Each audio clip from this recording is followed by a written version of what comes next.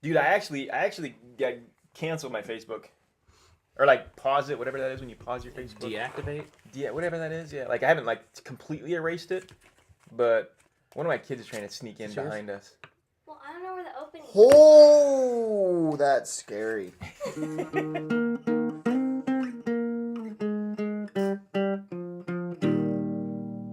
Welcome to the Three Abecedarians. My name is Matt, this is Jordan, and that's Brian, and we are on a mission to keep this video under 10 minutes. Short, yes. We are not doing well so far. So far we. So here's what we're going to do. But we're going to cut out all that We stuff have we just we have talked a about. plan. Do you want to time us? Can you time us? I could. Do it. Okay. So get your timer thing. Oh, it's all up here. I don't believe you can do that. 4 seconds right now. Oh, gosh. 6 Okay, seconds. so stop doing that. 8 seconds. No, just wait. Brian's got 2 minutes to give us a 2 recap. minutes. Jordan has 2 minutes to give us a modern context. I have 2 minutes to do a sorting. I can do it. Wait, which I don't remember our topic.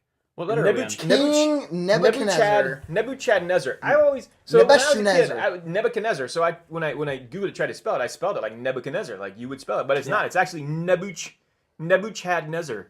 Hey, you know the recap is more about the story, not Right, about your so the story. experience with I know. Google. Nebuchadnezzar was, I guess, known as the greatest Babylonian king of all Babylonian time. He was in like the 600s BC. He rebuilt Babylon, did all kinds of amazing things, was responsible for the Hanging Gardens, which actually are not architects, the other people with the A, who look up old things.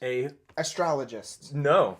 Oh my word. Astronomy. Archaeologists.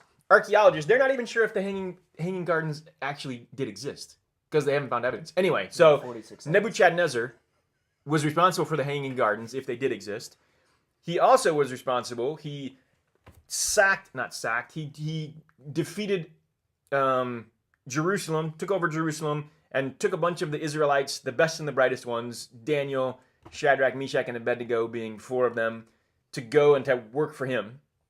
And of course, well, if you don't know these things, you should look up. This is all in Daniel, the book of Daniel. So Shadrach, Meshach, and Abednego, of course, were thrown in a fiery furnace because they refused to bow down to a statue that Nebuchadnezzar made out of gold and all kinds of stuff. And then they got thrown into the fiery furnace. The people who threw them into the fiery furnace died because it was so hot, but they survived in there along with one other person. So Nebuchadnezzar looks in there and he's like, wait a second, didn't we throw 3 people in there? And then people are like, yeah, we did. And he's like, why are there 4 in there now? And then he tells them, weird. crazy. So then he says, come on out, guys. I don't think the angel came out with him. I think that's the last we heard of the angel. But they come out, and they don't even smell like smoke. And they don't even smell like smoke. Their clothes aren't burned, anything like that. So that was one thing that he's known for in the Bible. The other thing was his dreams. He had some crazy dreams. And the first dream he had, his wise men, he said, I want you to interpret my dream. And they're like, sure, tell us your dream. And he's like, nope, I'm not going to tell you the dream. You have to tell me the dream, and then you have to interpret the dream. And they're like, nobody can do that. And he says, fine, I'm going to kill all of you. Yeah. So then Daniel apparently was one of the wise men who was going to be killed. And he's like, hang on a second. I'll give it a shot because I'd rather do that than die. So Daniel interprets the dream.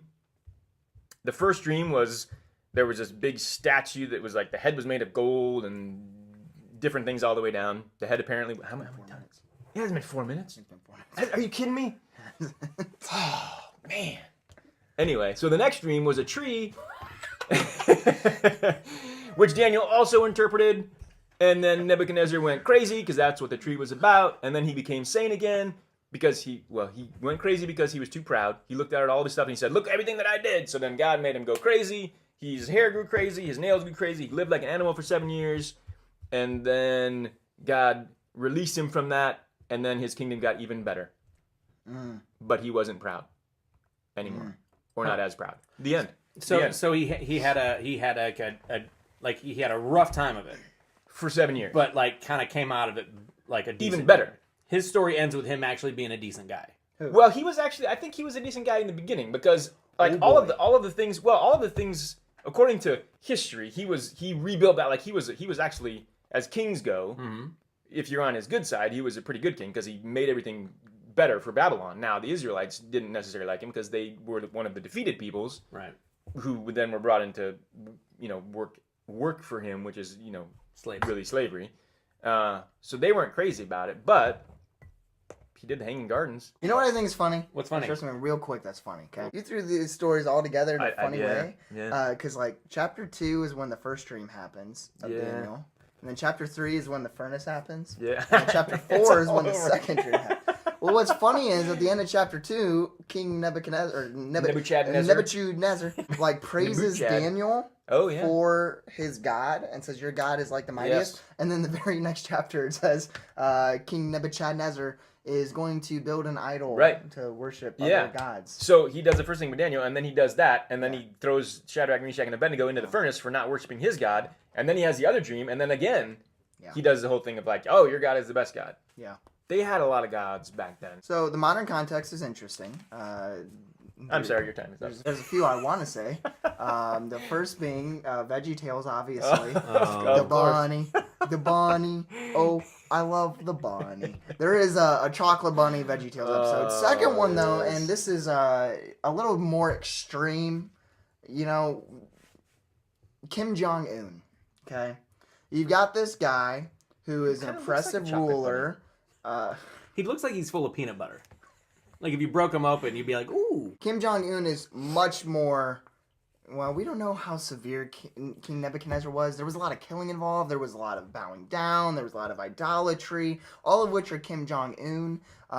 King Nebi, I guess, can be looked at as a good guy from some people. I don't think you can ever twist that on good old Kimmy being a good guy. Some people try to, and they also would be a good comparison, but we don't talk about them. But God loves him. Yep. God loves him and the chocolate bunny. Okay. All right, Matt. The sorting is simple. This is You super simple. Ravenclaw. Hufflepuff. I got King Nebi, boys! I got King Nebi, boys! He seems like he's got his act together. He knows how to lead a country. He's very good for his people. His own personal interests definitely... They take a bigger seat than, like, say, like morality or, you know, like a grand world view. However, he's very good at what he does. But he's also very pretentious. He's very self-centered, self-absorbed, and so he has this huge statue of himself so that people can bow down to it. God kind of kicks him in the keister a few times, and it takes him a little while, but he learns his lesson, and we see him kind of come out the other side of his trials just a better person. So I think he's a Ravenclaw. Yeah, I agree. That's what I was thinking this morning too. All right. But I didn't know if you'd give me King Nebi. I didn't give you anybody. Yeah. He just is. Well, if you want to read all of the story, Daniel 1 through 4, and then a little bit in Chronicles. Second Chronicles? First Chronicles? I don't know. Is there a Second Chronicles? I don't read the Bible. I'm still trying to wrap my mind around how I talked the longest out of the three of us. Thank you so much for watching. If you enjoy these videos, if you're learning anything, let us know. We'd like to know what we're doing. What? We didn't do the favorite parts yet. We said a minute. We each get like a minute that's for right. the favorite Now we part. each get a minute for favorite parts. Okay. Keep that in mind. I already We'll gave get my first. favorite. I We'll already go gave this my way, and then we'll go that way. My So you said favorite part of King Nebuchadnezzar is when... Chapter 2, he goes from loving God. Chapter 3, he builds his own idol. Chapter 4, he's... Hey, Matt, would you talk? I would love to, more than anything. My favorite part is, when God basically gives him this dream that he's going to go crazy, and then he goes crazy.